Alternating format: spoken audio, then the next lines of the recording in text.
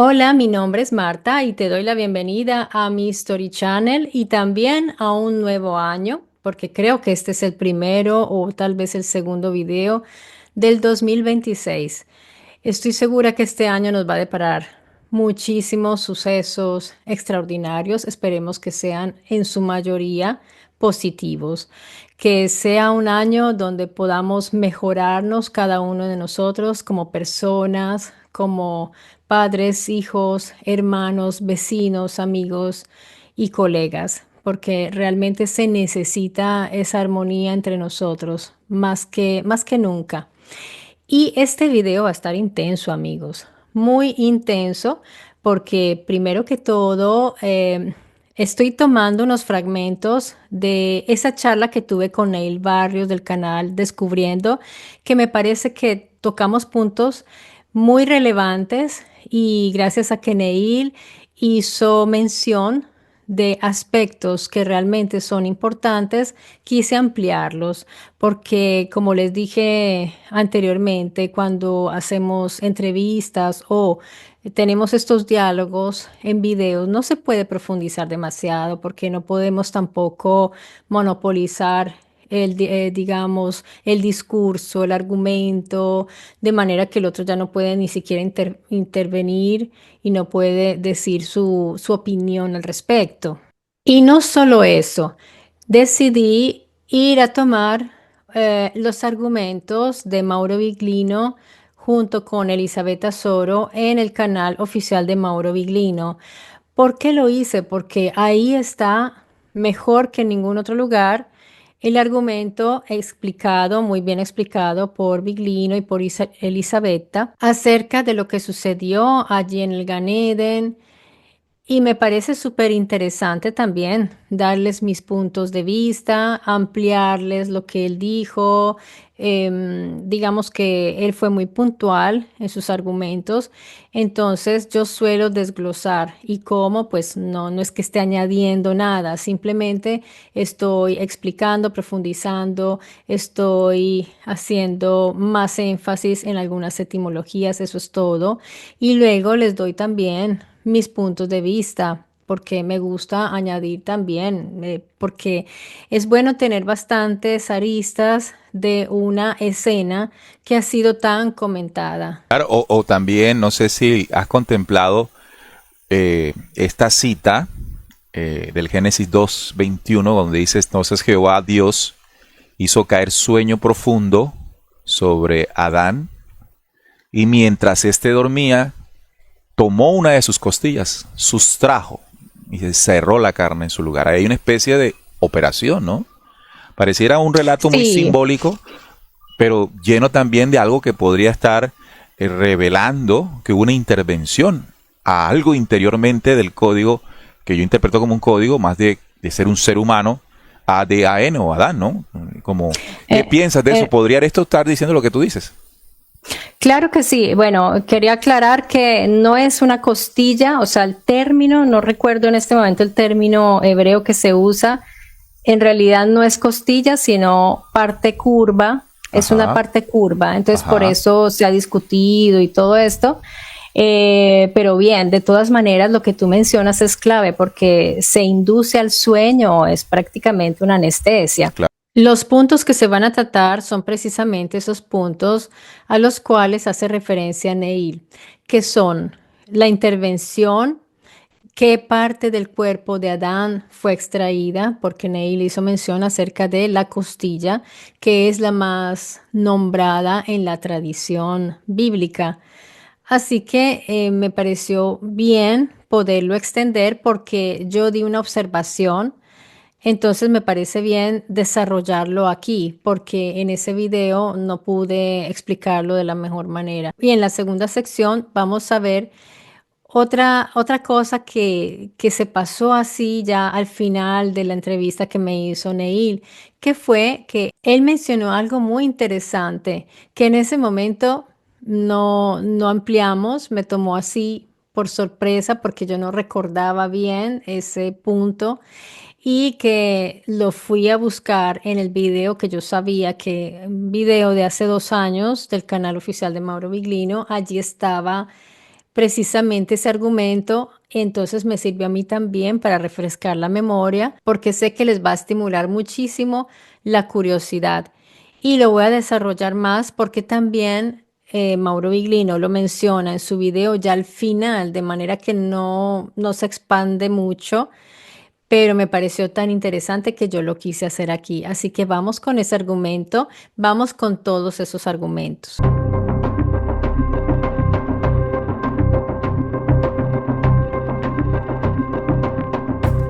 En esta primera parte quiero comenzar por algo que Biglino pone de relieve y es respecto al trabajo tan complejo que debieron realizar los escribas del Antiguo Testamento al reunir todas las narraciones orales antiguas en esos escritos que hoy llamamos Antiguo Testamento.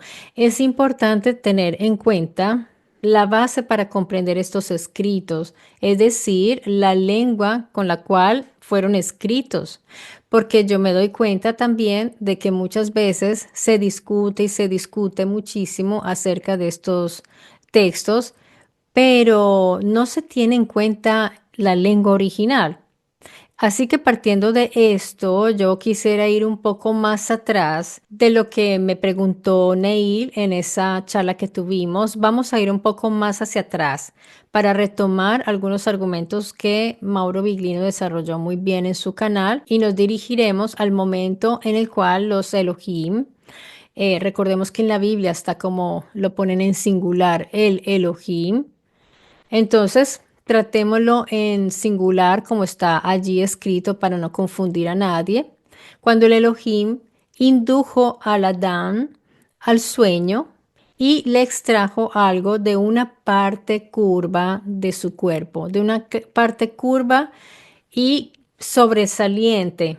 En italiano me gusta más, es sporgente, me parece que lo refleja mejor, pero en nuestra lengua sería como una parte que sobresale del cuerpo y que es curva. En este caso es un cuerpo. Entonces vamos al análisis que hace Biglino. En Génesis 1:26 dice, Vayomer Elohim. Y dijo Elohim, Naase Adam Betzalmenu ki demutenu. Ojo con lo siguiente, pongan mucha atención. Los lectores de la Biblia lo suelen ver traducido de este modo, o sea, todos ustedes cuando tengan en sus manos la Biblia lo van a ver así. Hagamos Adam según nuestra imagen, conforme a nuestra semejanza. Más o menos así lo van a encontrar en distintas versiones. Pero en realidad no es así. En una Biblia para estudiosos, una Biblia académica, está de otro modo. El hebreo ki en kidemutenu no significa según, porque lo van a encontrar como según nuestra imagen y conforme nuestra semejanza. En realidad, kidemutenu no es según. Ki aquí funciona como una preposición comparativa, es decir, como o conforme a, o de acuerdo con. Ahora viene el término betsalmenu. Be significa en, con, por medio de, mediante o dentro de. Puede tener todos estos significados. Y luego sigue Tselem, que es imagen, modelo, molde y no semejanza. Ahí no hay nada de semejanza, es imagen o modelo también o molde también. Luego sigue Betzalmenu, que viene directamente de la palabra base Tselem. Y ahí está la clave de todo porque esto no es evidente y mucho menos cuando traducen. Cuando traducen pasan por encima de todo esto, de estos detalles. Así que pues nos daremos cuenta cómo se nos ha ocultado realmente lo que ahí dice. Selem con sufijo pronominal y prefijo preposicional añadidos. Y entonces Selem es algo que contiene la imagen o el modelo, el molde, patrón, algo que contiene la imagen y que puede ser extraído del cuerpo además, porque ya vamos a ver que ahí lo dice. ¿Qué podría ser ese algo que contiene la imagen y que puede ser extraído de nosotros, del humano? Pues podemos pensar que es el ADN. ¿Por qué podemos pensar que es el ADN? Por lo que sigue después. Pero continuemos. Lo que porta nuestra imagen, en realidad. Entonces, pueden ustedes estar seguros de que no se trata de según nuestra imagen. De eso no se está hablando allí. Eso es interpretativo. Y tampoco es a nuestra imagen. Tampoco es así, porque eso es una adaptación idiomática posterior a nuestra imagen, como acomodando para que no sea tan evidente.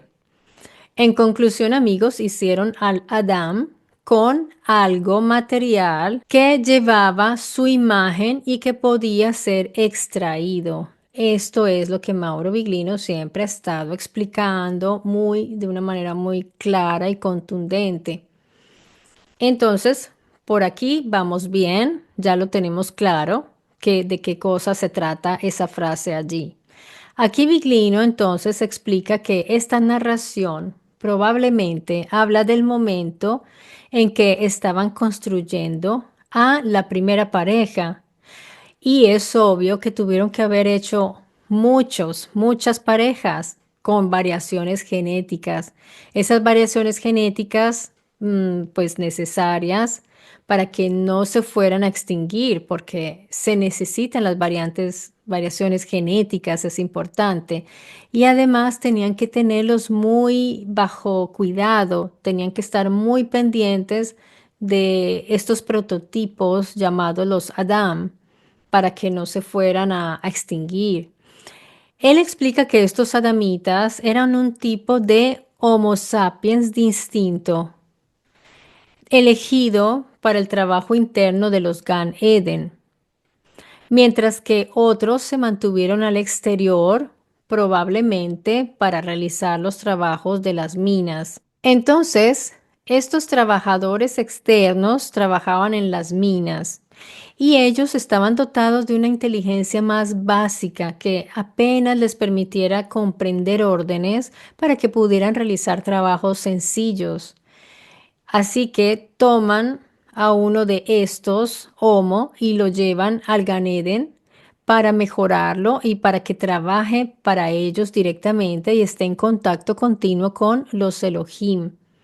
Tenía que ser particularmente mejor, más avanzado en inteligencia, en comprensión. Y a estos adamitas que llevan ahí al Gan Eden les enseñan muchas cosas. A los de afuera no tanto. Los de afuera trabajan más como esclavos y no se les diferencia tanto de los animales porque es tratado como otro animal. Y si nos fijamos hoy, la ciencia dice que nosotros somos del reino animal, pertenecemos a ese reino animal, es decir, al reino animalia, y somos mamíferos. Sin embargo, mamíferos, pero con un desarrollo neurocognitivo que nos pone en un estado singular dentro de ese reino animalia. Entonces, bueno, esto es otro tema y eso daría para otro video. De todas maneras, es importante, pues él también hace esa aclaración que para la ciencia, biológicamente, somos animales. Allí lo dicen él y Elisabetta, pero cognitivamente somos una anomalía porque es así. También Viglino hace una interesante mención respecto a las así llamadas bendiciones, y esto está mencionado en el Génesis y por eso lo trae la colación, porque los Elohim bendicen a los Adam, a los adamitas.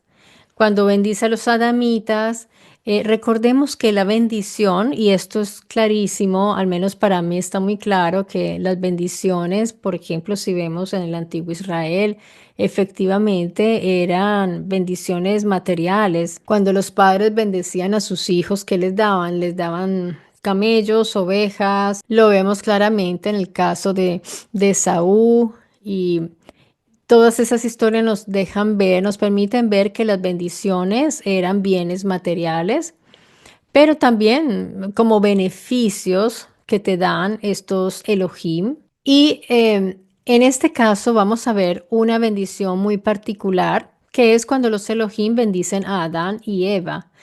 Aquí podemos entender que les están ya otorgando de alguna manera, eso no se especifica, pero les están dando ese poder de reproducción autónoma entre ellos. Esto es lo que yo recuerdo que en el colegio nos decían que era el matrimonio y que era como si los hubieran casado. Bueno, es un modo de la teología explicar esa bendición, pero me parece muy concreto y muy realista y muy coherente con esta narración, que la bendición fuera que ellos pudieran reproducirse ya de manera autónoma. En ese punto del video, Elisabetta le hace una pregunta a Mauro respecto a un aspecto realmente enigmático. Y es cuando en el texto se dice que el Adán fue puesto en el Gan Eden. Esto es un detalle que pasa por alto a muchas personas porque se da por sentado que el Gan Eden, como lo llaman en la teología, el paraíso terrestre, allí se crea el hombre, la mujer y se crean todos los seres que poblarán la tierra. En realidad, allí dice que el Adán fue puesto. Así que Elisabetta le pregunta a Mauro Viglino, ¿de dónde llegó el Adán? ¿Dónde fue hecho? Biglino entonces responde que lo trasladaron muy probablemente desde el lugar donde había sido fabricado y muy probablemente ese lugar es el centro Sudáfrica, el centro Sudáfrica. Él declara que probablemente allí escogieron e intervinieron sobre un individuo que ya existía como el Homo erectus u Homo habilis para fabricar el sapiens. Dense cuenta que aquí ya se está haciendo un paralelismo muy claro y directo con la ciencia oficial, con la arqueología, en total coherencia con los hallazgos de los humanos más antiguos, que de todas maneras eso siempre está en movimiento, a veces se encuentran unos más antiguos que otros en otros lugares, pero por ahora más o menos allí, Centro Sudáfrica, está el inicio del humano. Él dice que es probable que lo hayan fabricado allí y luego lo llevaron al Gan Eden, allí en el Medio Oriente. Es probable, esto no se puede comprobar, pero vemos que hay una coherencia con la historia, como les decía. Además, él declara que probablemente allí escogieron e intervinieron sobre un individuo que ya existía como el Homo erectus y, o tal vez el Homo habilis, que son los últimos eslabones antes de llegar al Homo sapiens. Recordemos que de todas maneras, aquí es el punto crítico, porque aquí dice Biglino que allí intervienen para fabricar el Homo sapiens y de hecho no está esa transición de tiempo y de cuerpos que podamos decir que son los eslabones que llevan del habilis, como se supone que es según la teoría de la evolución hasta el Homo sapiens. Está ese vacío allí. Entonces allí él ubica la intervención de la cual estamos viendo en la Biblia y se dan cuenta que todo converge y que la Biblia entonces no sería simplemente un libro mitológico, metafórico, como suelen decir, o un libro que cuenta fantasías, porque si esto fuera así, realmente está muy conectado con la ciencia, con la historia. Pero bueno, continuemos. Entonces, según Biglino, esto confirmaría el hecho de que el humano no fue creado de la nada.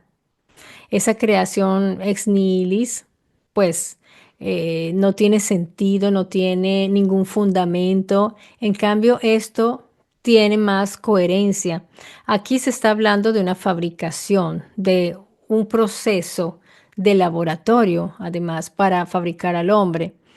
Mucho menos fue creado dentro del llamado paraíso terrestre. Entonces, Para resumir, fue tomado el macho de algún lugar, porque pues de todas maneras él propuso Centro Sudáfrica, pero no está dicho, y fue puesto en el Gan Eden, un macho con unas características que ya eran más desarrolladas, digámoslo en términos claros, superiores a los otros, ya que debía trabajar, como les decía, al interior del Gan Eden, junto con los Elohim en sus laboratorios. No podían dejar allí una criatura que no supiera absolutamente nada. Es un peligro además porque ahí podría haber elementos también delicados.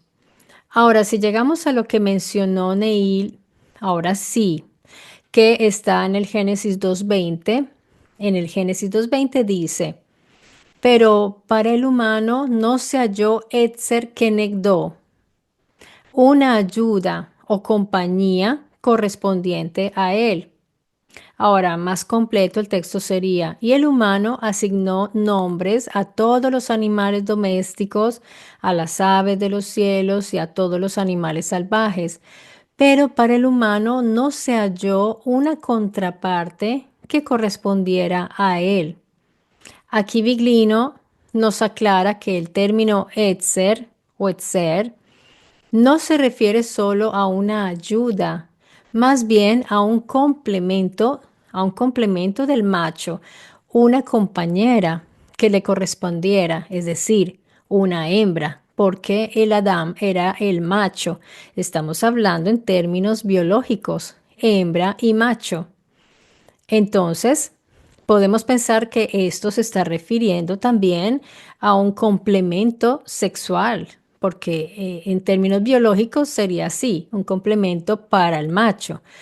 Con la información del texto y los comentarios, además de los exégetas hebreos, se puede comprender que el Adán, antes de la Hawa, o sea, de Eva, lo que nosotros ya nombramos como Eva, tuvo relaciones con los animales.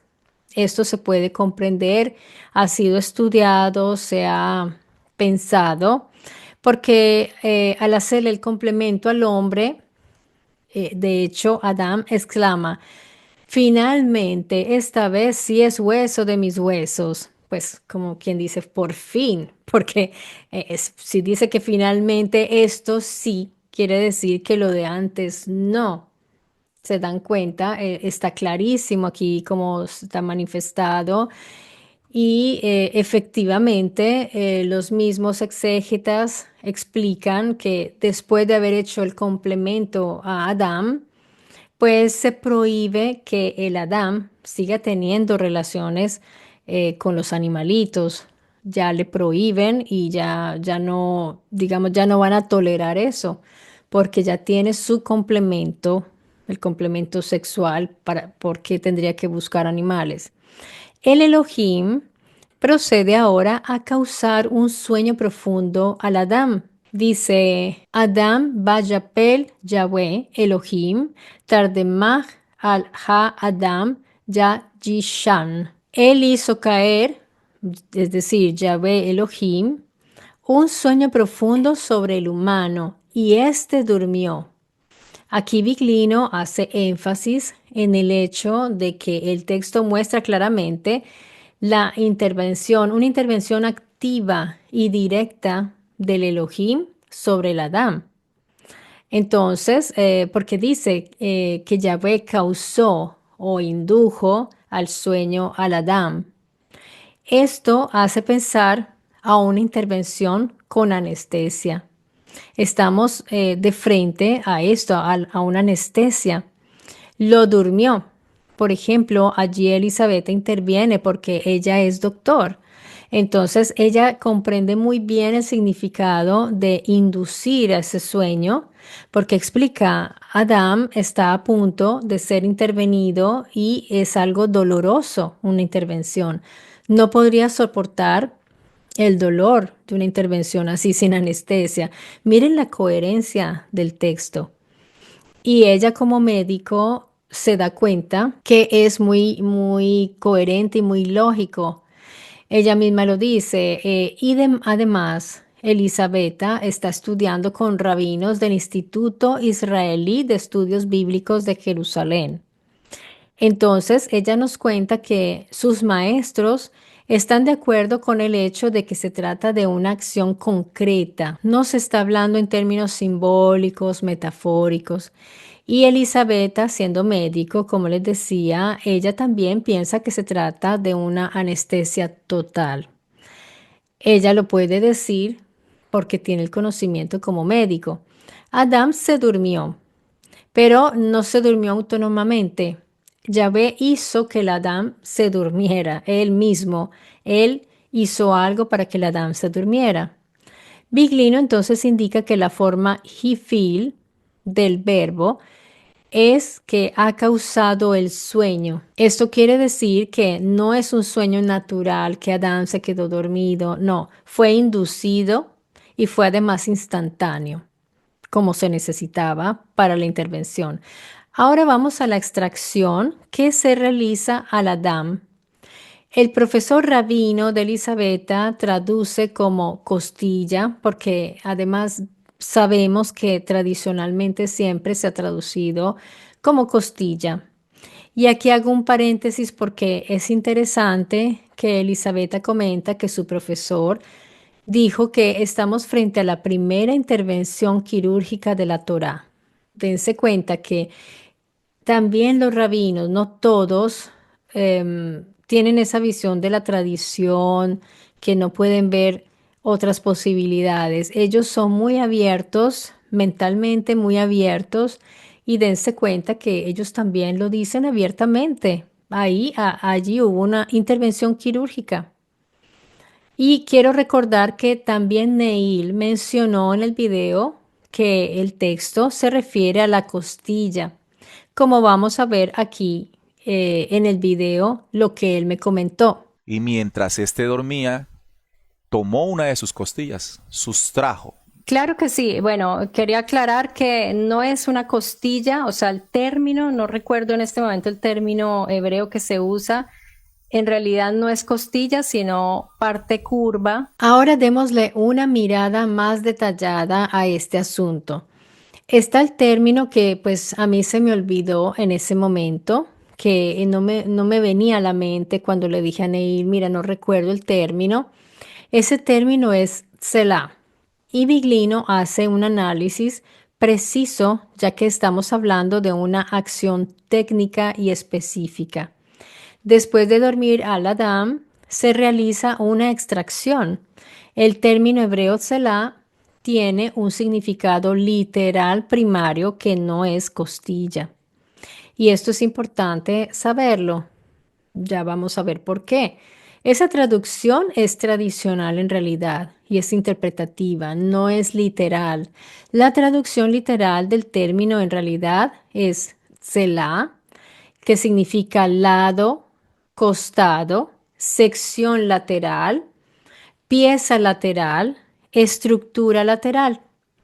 En hebreo bíblico, Selah se usa para referirse, por ejemplo, a lado, y lo vemos en Éxodo 25:12, y ahí se refiere al lado del arca, que es un objeto en este caso.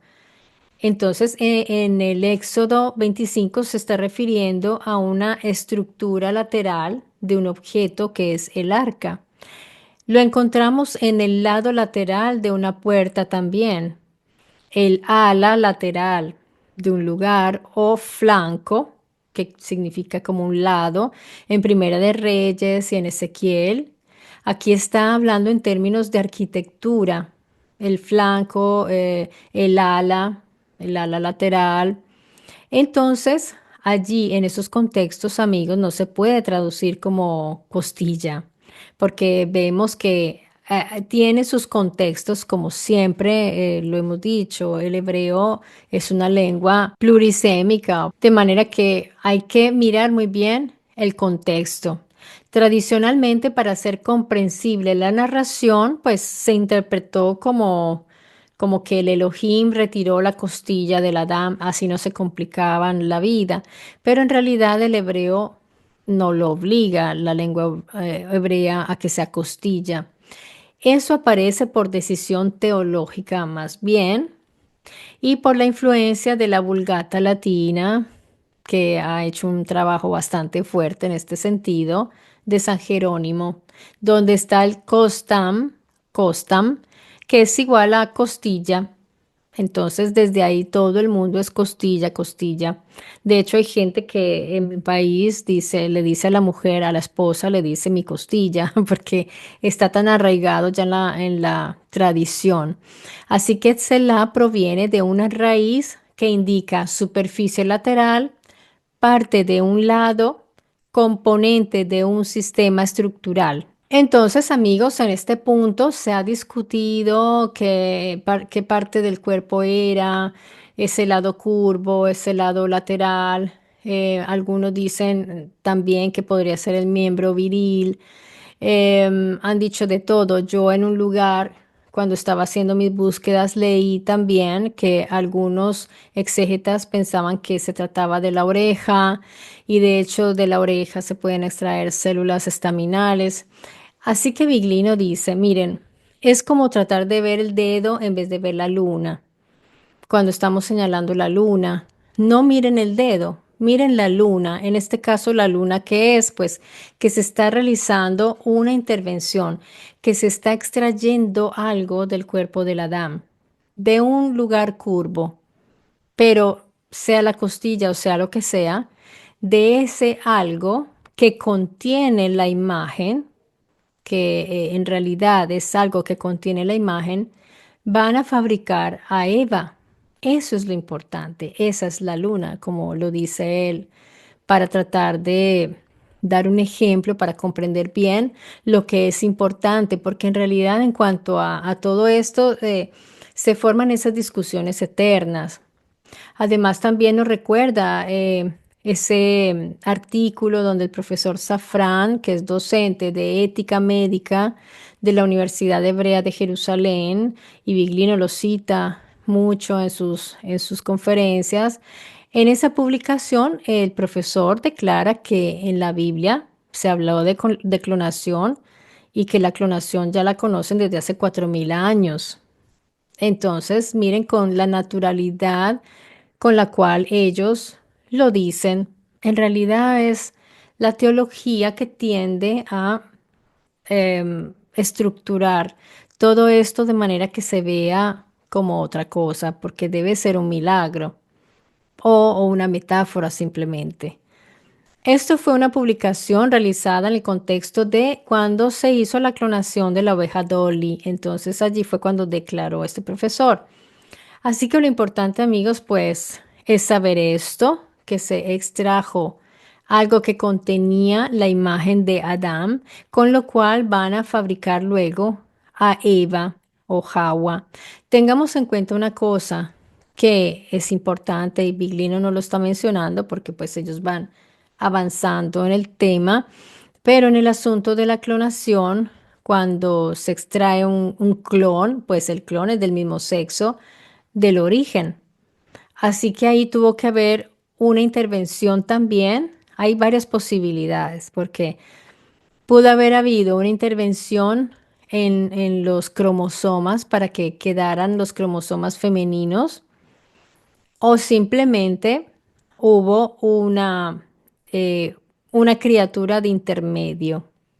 Y eso es otro, digamos, allí es otra historia interesante que ya también les he explicado en el canal y que Biglino lo ha expuesto como una hipótesis suya respecto a esa hembra de intermedio, porque recordemos que ya había prototipos Homo, como el habilis, como el erectus, así que pudo haber existido también allí un prototipo femenino de esos y él lo va a conectar con Lilith, ¿se acuerdan? Eso es interesante, pero en este video él no está profundizando en ese sentido, así que vamos a avanzar porque si no esto se vuelve un video de 4 horas. Entonces, Biglino hace énfasis en que debemos tratar siempre de entender cómo están escritas las palabras, cómo fueron escritos realmente estos textos, qué querían decir, no interpretar, sino qué dicen realmente. Y eso es lo que hace Biglino. A mí me sorprende gente que dice que Biglino está destruyendo la Biblia. No, al contrario, Biglino la está recuperando porque él está recuperando la terminología real, los términos originales, entre comillas, o sea, los términos que encontramos nosotros en estos escritos, en su lengua original, como lo encontramos. Así que es todo lo contrario. Él nos está diciendo qué dice allí. Ya quien quiere interpretar otra cosa, pues es libre de hacerlo. Él dice entonces que hay que esforzarse para entender lo que realmente dice el texto, sin adaptaciones de ideas preconcebidas, como la que Dios creó milagrosamente, porque ahí ya nos perdemos de lo que ahí realmente dice y que aunque el texto pueda ser problemático, como en el caso de la polémica de cuál es el lugar del cuerpo, de dónde lo extrajeron o de dónde trajeron a la Adán, por ejemplo, él dice que precisamente es lo que hace más interesante el estudio de estos textos, que no nos están poniendo así todo en bandeja. Puede parecer difícil, pero es interesante. Así que él dice, esforcémonos un poco.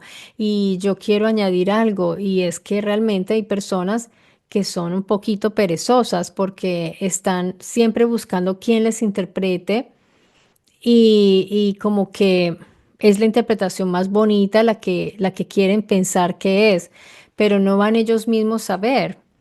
Créanme que yo con Biglino he aprendido muchísimo, pero yo también he hecho el ejercicio de ir a ver. He ido a ver las etimologías, he ido a ver toda la información que ya hay disponible para poder entender. Y me doy cuenta que efectivamente él está siendo honesto con la lectura. Entonces, por eso para mí es un referente y yo se los he dicho aquí en el canal. Entonces, está claro que los Elohim utilizaron el cuerpo del hombre para fabricar a la mujer. Independiente de lo que ya les dije, que de un hombre se clona un hombre, entonces ahí tuvo que haber habido otro procedimiento seguramente. Pero esto es lo que dice el texto de la manera más clara. Las descripciones claras de intervenciones quirúrgicas, además, no solo están en el Génesis, porque Biglino también nos recuerda que en el pasaje que habla de Eliseo, cuando interviene un niño que está aparentemente muerto, ahí también se da un tipo de intervención.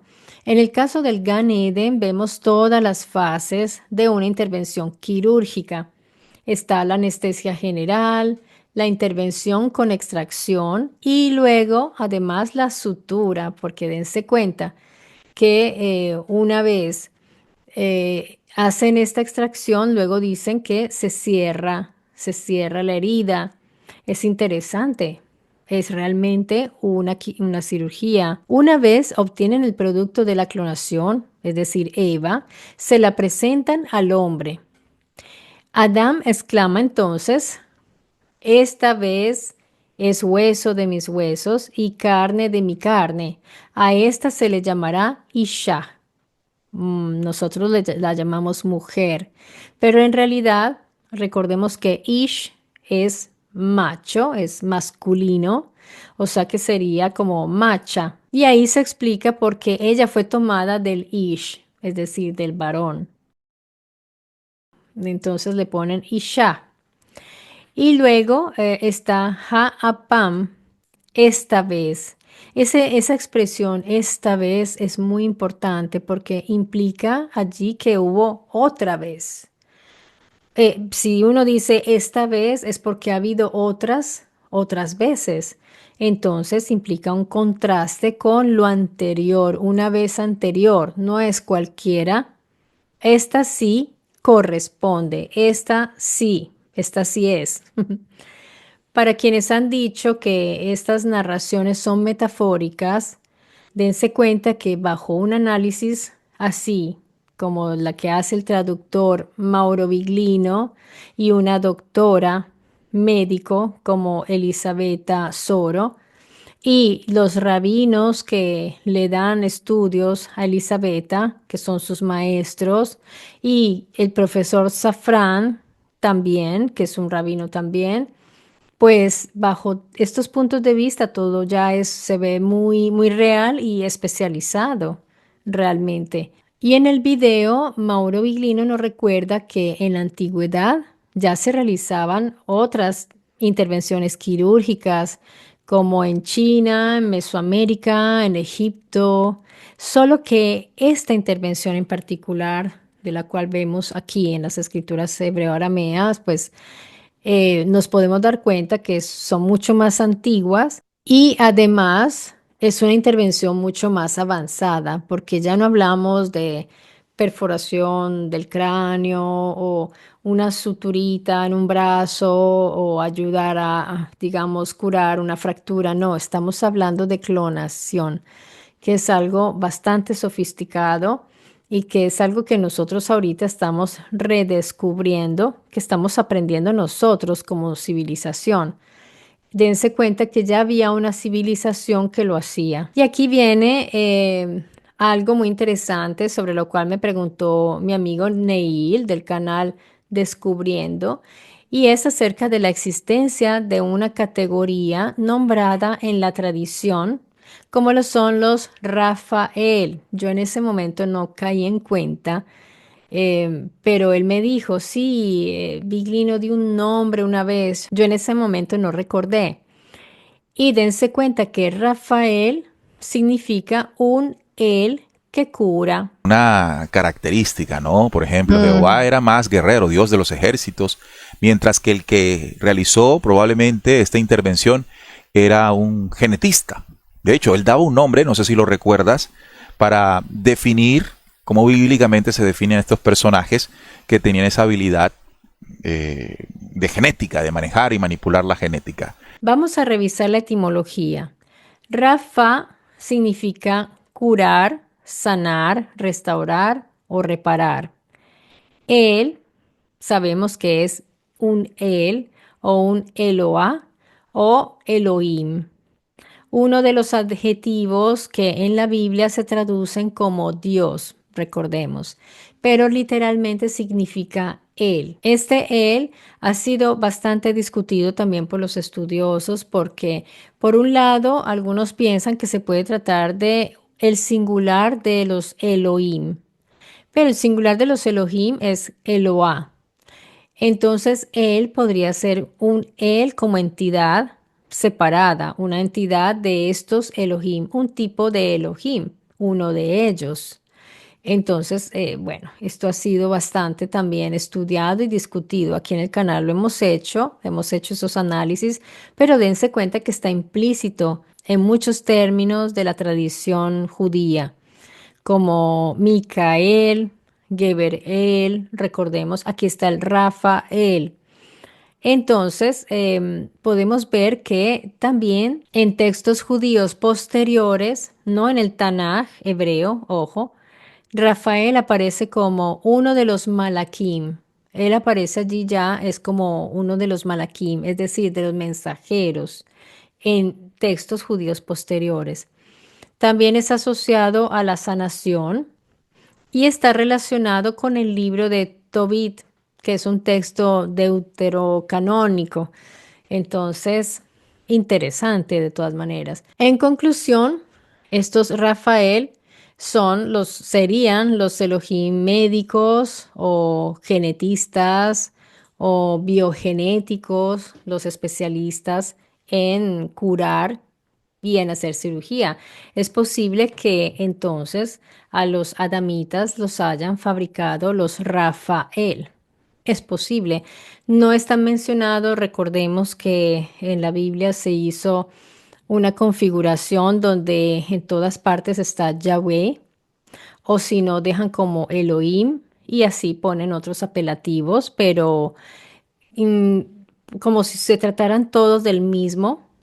Pero afortunadamente a algunos se les escaparon pues, les tocó dejarlos porque si no dañaban el texto en sí y nos podemos dar cuenta que al menos 20 Elohim distintos hay nombrados en toda la Biblia.